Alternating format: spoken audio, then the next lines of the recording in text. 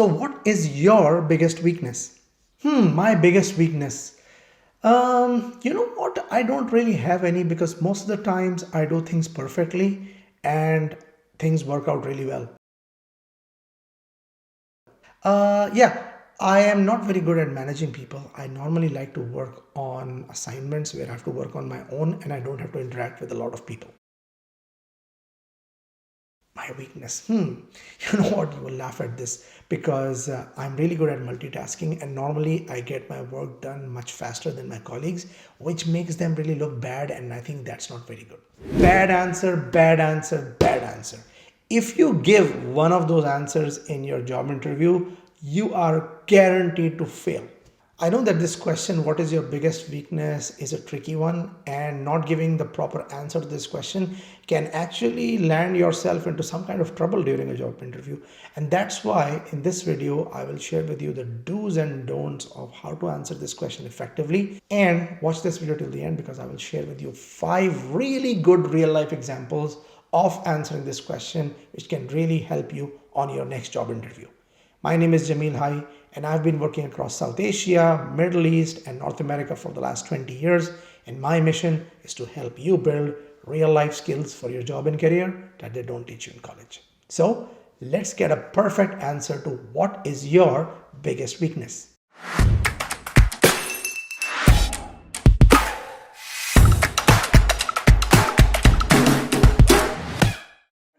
So let's first try to understand why the recruiter is even asking this question in the first place.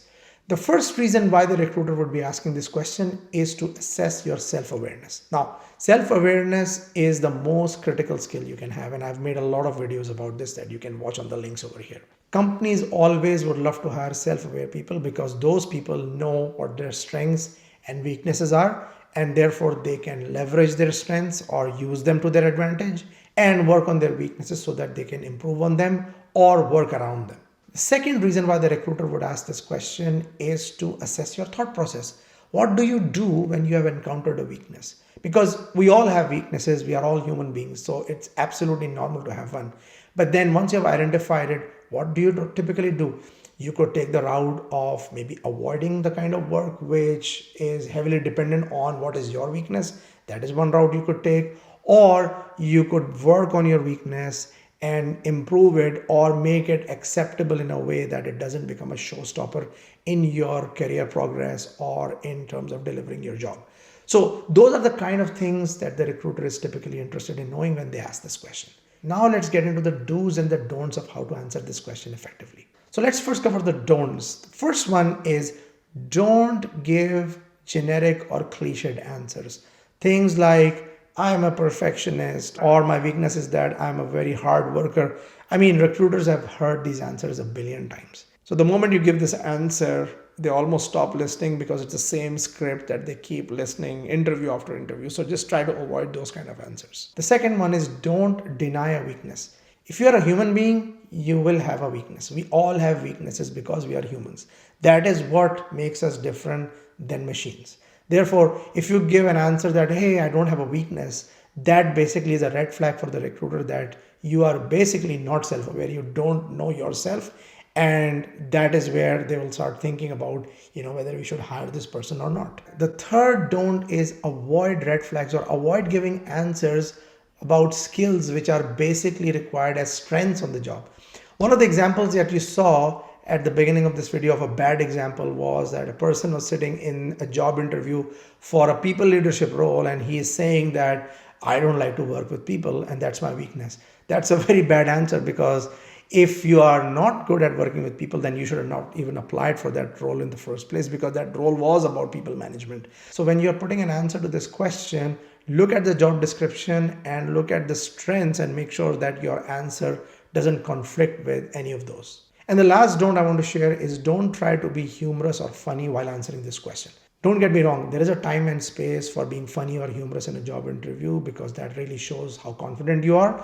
But this question is not that point. Because if you try to answer this question in a funny way, then it may show a little bit of a non-serious attitude towards identifying your weaknesses and working towards them. So try to stay away from that approach while answering this question. And maybe you can be funny in a different question. Now let's talk about the do's. And the first one is be honest and authentic in this answer. Prepare for this answer, basically. Don't try to wing it by saying cliched things like, I'm a perfectionist or I am a hard worker and those kind of things. But do prepare for this and think through on what has been your weakness, whether you are a fresh graduate. So I'm sure you may have come across a weakness while you were at college, or if you have got job experience, I'm sure you would have thought of or you would have come across a genuine personal weakness. So think about it and prepare for it. The second do is try to show growth and improvement towards this weakness. So if you mention a weakness, then what did you do about it? Or what are you doing about it? Or how do you go about it? So try to demonstrate to the recruiter your thought process on how you have addressed that weakness in the past. Because remember, one of the two reasons that I mentioned earlier on why the recruiter is asking is to really assess your thought process, to make sure that you are giving a concrete answer on improvement as well, so that they are satisfied with their answer. And the last do I want to share is do prepare two examples. Or think about two weaknesses ahead of time. Why am I saying two? Because one of the things you also have to consider is making these weaknesses a bit more relatable and relevant to the job you are applying.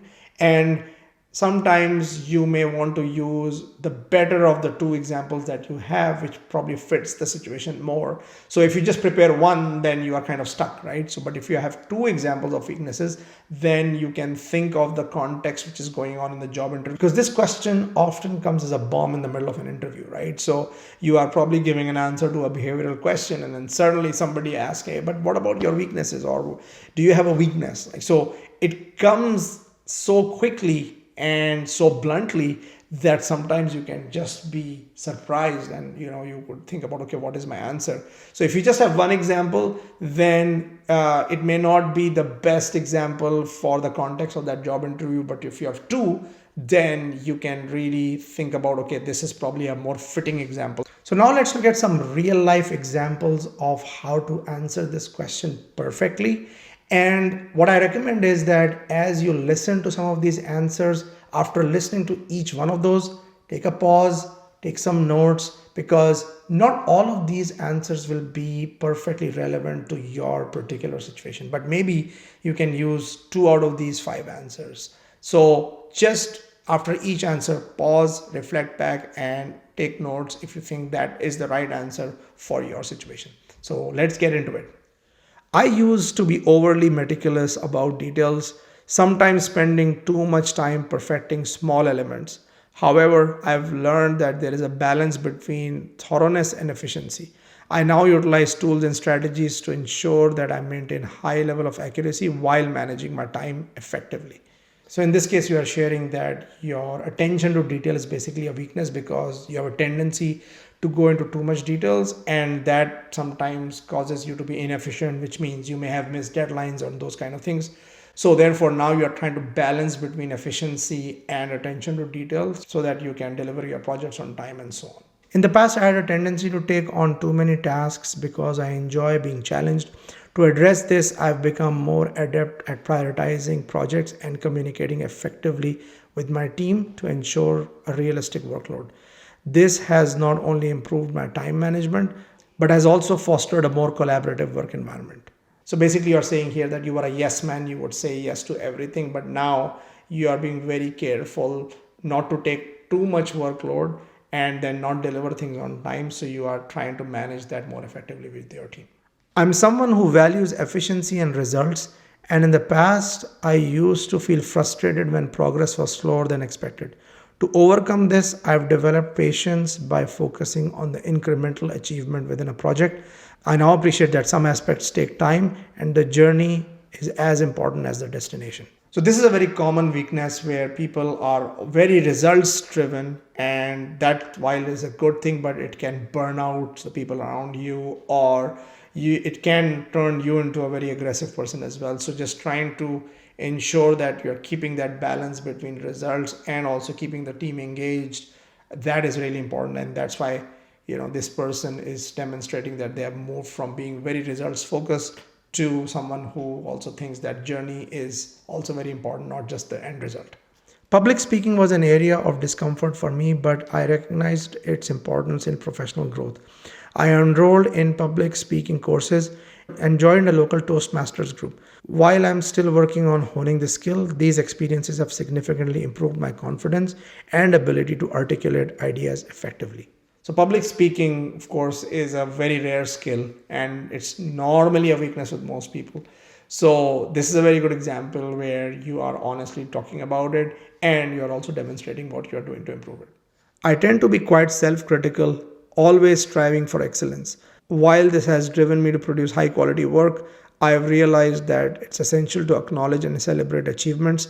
I now make a conscious effort to recognize and appreciate my success, fostering a more positive and balanced perspective. This is another great example because in this case, you are overly self critical, but then you have recognized over time that celebrating small wins is equally important. So you are working towards that. So I hope you enjoyed this video. I've also made videos on the do's and don'ts of CV writing and how to answer, walk me through your resume question, which you can find over here. And I hope you enjoyed them. Keep watching.